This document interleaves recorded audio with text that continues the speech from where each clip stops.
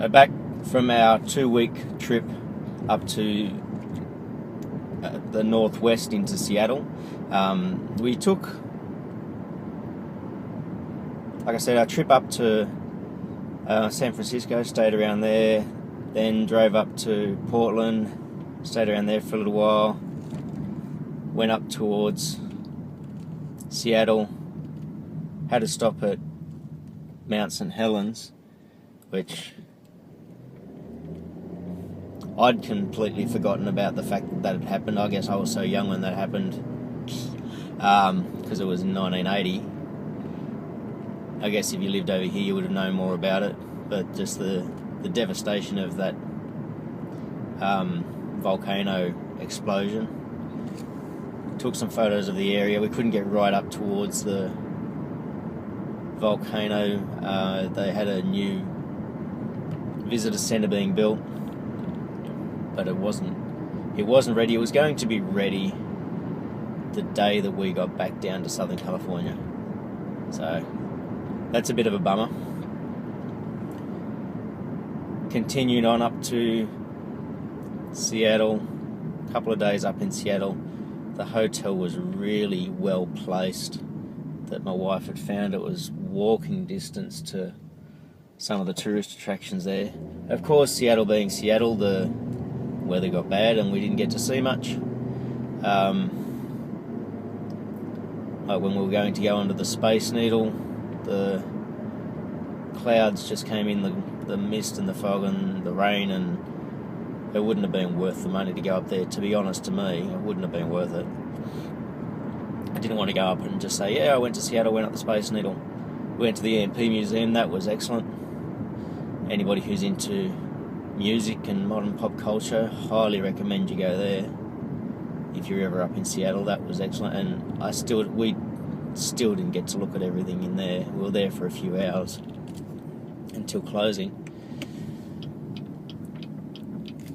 Then our trip back down went via Roslyn, where Northern Exposure was filmed. I was a big fan of that show, so I had to do that. And then we came down the inland road to California again. Oh, wrong lane.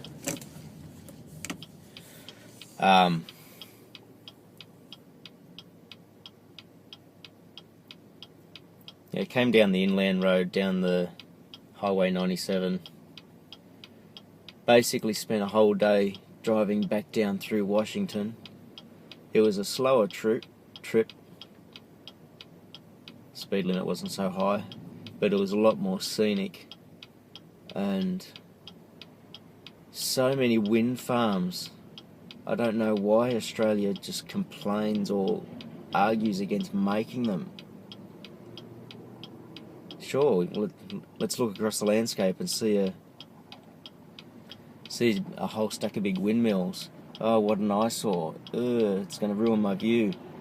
Hell of a lot better than looking at a smokestack from a coal-fired power station and all of the pollution that goes with it. But yeah, day to drive across Washington. We got to the Oregon border that night, stayed just on the border in Oregon. And the Columbia River's I think it's called the Columbia River, is the border there. Left there in the morning.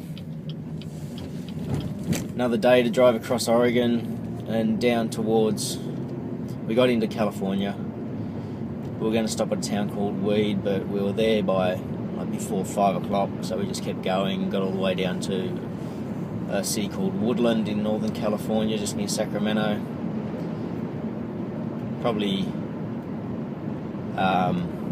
It was probably one of the biggest rooms of a motel we stayed in, but it was probably one of the dirtiest rooms we stayed in. Left there the next morning and drove all the way down to see our son again down in Rancho Cucamonga before we headed back up into the high desert where we arrived, and we're going to be staying here for a few days. I'm going to visit a couple of schools on Thursday. It's Tuesday today, so, and I want to get across to see the college I've just got to stop procrastinating about getting down there or contacting them. Get doing something else. But they've apparently got a really good carpentry and construction section in their school or in their college, so I want to go and have a look at that. Hopefully get a bit of an inside tour